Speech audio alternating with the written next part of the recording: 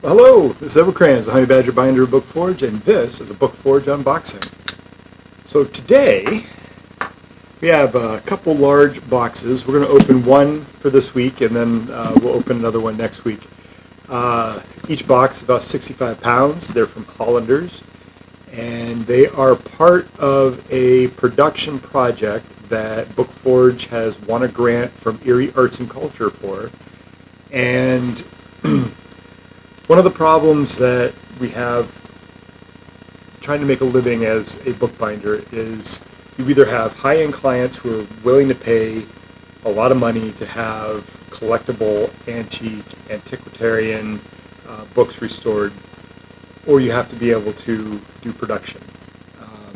I do have clients. I work on client books on a daily basis. I haven't quite got to the clients that I want, but I'm grateful for the ones that I do have. The grant, and I will have an entire post, the business of bookbinding category, discussing how to actually make money at bookbinding as far as making books. So if you make a one-off takes, let's say, a couple hours. Let's say you have $10 worth of material in it. So the book's already $10. Now, how much do you want paid? If you want paid minimum wage, you're going to get, we'll round it up and we'll say $8. So you're going to sell the book for $18, which, it's a decent price for a book. You can go to Barnes & Noble and buy a journal for about that much. But that's not a livable wage. So if you want $15, now the book is $25. But that doesn't cover, that just pays you $15. It doesn't cover your rent, your utilities, the internet. It doesn't cover health care, any of that other stuff. Now, I live in the real world. I need closer to $35 an hour to survive. And so now my book is $45. But if I want to cover all my incidentals, rent, bills, internet, insurance, and that kind of thing, now my book is closer to $85 to $100. Well, that's not very cost effective, especially if I'm doing everything by hand.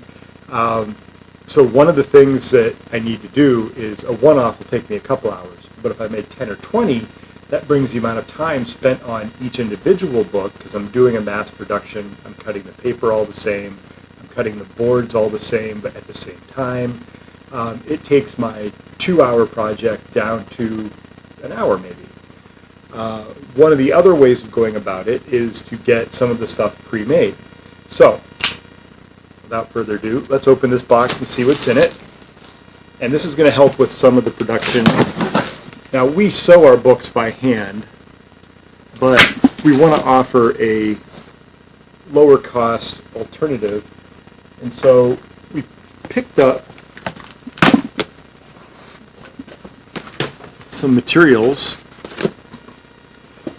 and let's see what's in here specifically.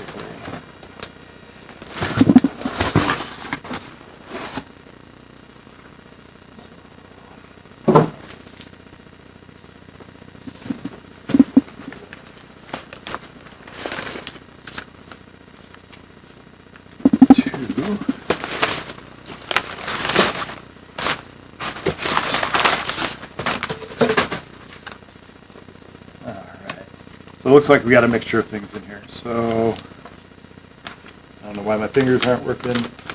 That's sealed shut. I'm going to leave it shut.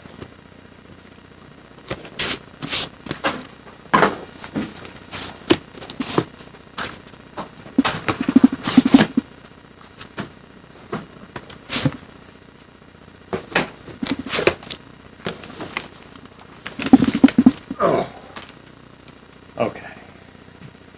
I see what's going on here.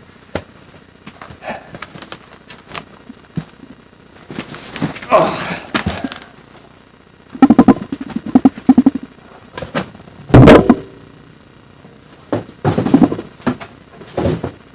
All right, let's talk about these packages first.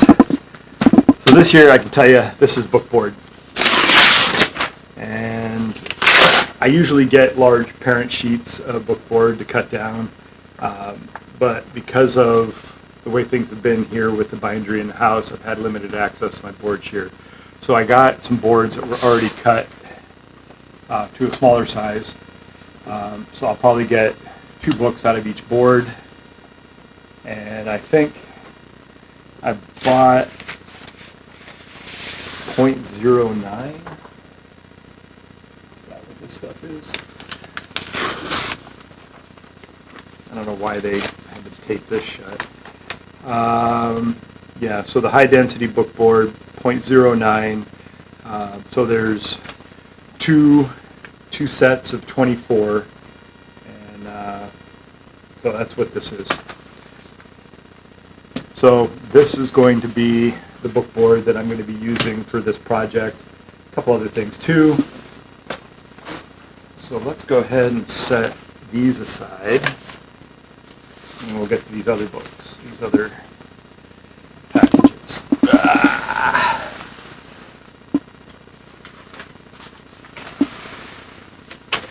So places like Hollanders or Talus, they can pre-cut your boards. You can buy big parent sheets that are 35 by 48 or 26 by 34 or whatever the size is, and you can get them in different thicknesses from .06 to .09 or even thicker. In other terms, 1 mil to 3 mil. So you can buy big boards, or you can buy them cut down. Really, you can cut them specifically. Like if you already know that your text blocks are a certain size, your squares are a certain size, you can have them cut. I don't really subscribe to that. This is probably the smallest that I want to get them. All right. So one of the things that we're going to do is sewing takes a lot of time. And these guys offer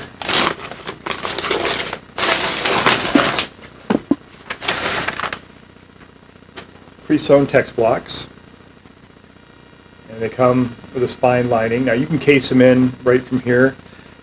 What we're going to do is at some point, and if you can see, they're already pre-lined, so I don't have to pay for the printing. And these come out to, now these are 8.5 by 11, so if you folded a ledger-sized piece of paper in half to make your folios, that's what you would get. Now these are extra large, 8.25 by 11.75, and they don't give me a unit price, but it's cheaper than hand sewing them. They have a slight round to them, and what we'll end up doing with these particular text blocks, now these are the large ones, the other box is going to have 2 other sizes. We'll go ahead and hand sew end bands on these. We will continue the lining, and we will put end papers on these and case them into really nice cases. So we can spend a lot of time on the exterior binding of these versus spending a lot of time printing, collating, sewing, punching, sewing, all that good stuff.